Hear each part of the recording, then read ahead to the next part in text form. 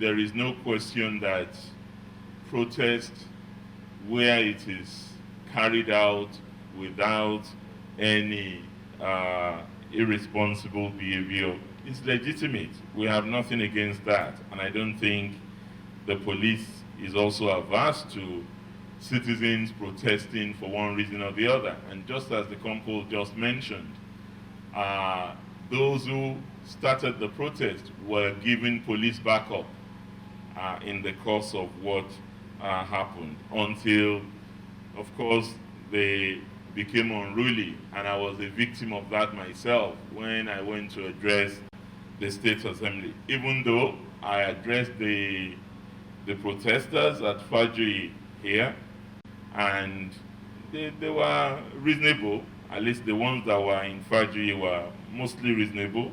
They listened to what I had to say and then dispersed. So I was a little surprised that later some of them showed up at the State House of Assembly and behaved very badly. But when it came to the hijack of that protest and the extension of the demands beyond specific issues relating to the Special Anti-Robbery Squad, then a lot of us felt this was an overreach on the part of the elements responsible for this unruly behavior. For us in Ekiti State, we do not see our police men and women as our enemies. They are not. As a matter of fact, we have a lot to thank you for. This state is one of the most peaceful states in Nigeria. We do not have incidents of police harassment and intimidation in the manner that has been described in other places.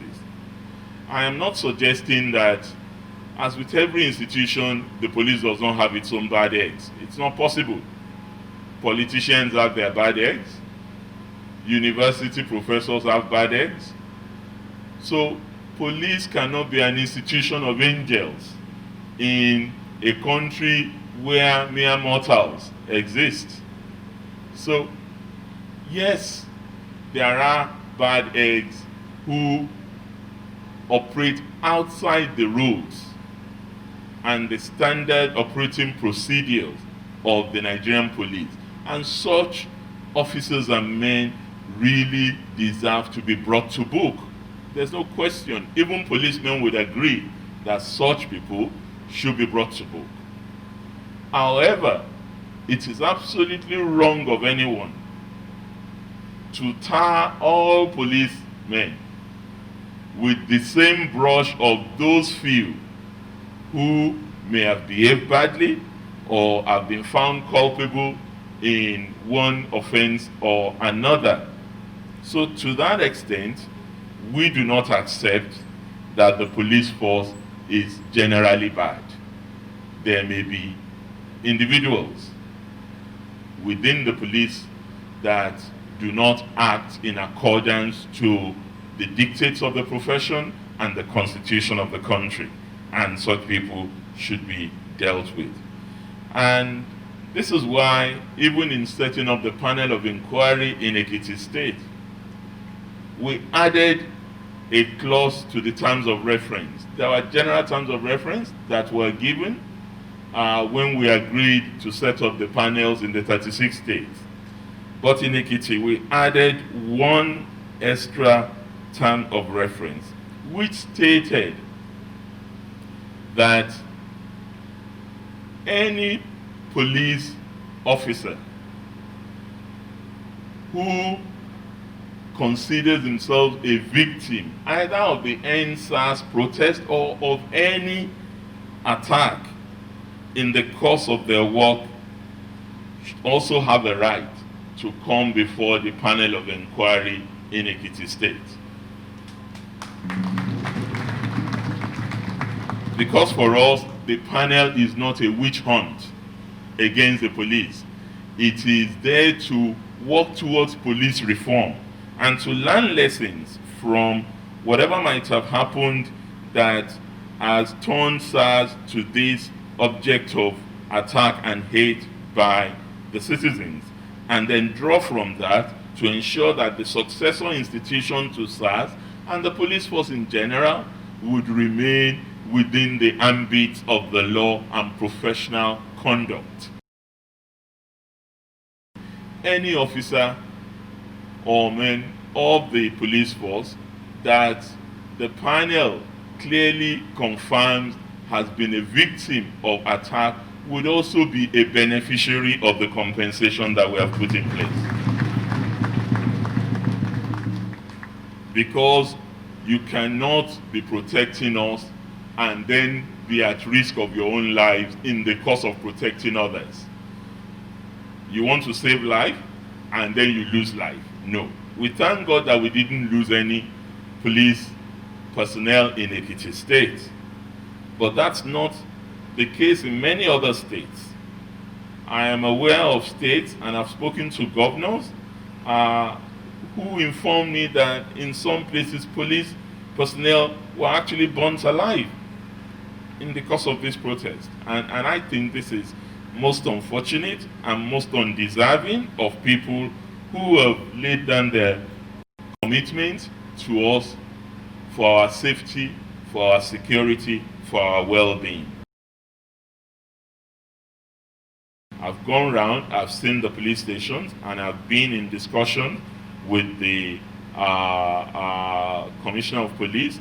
The Inspector General of Police has also informed me that he's sending a team here to go around those places that were affected and to come up with a report.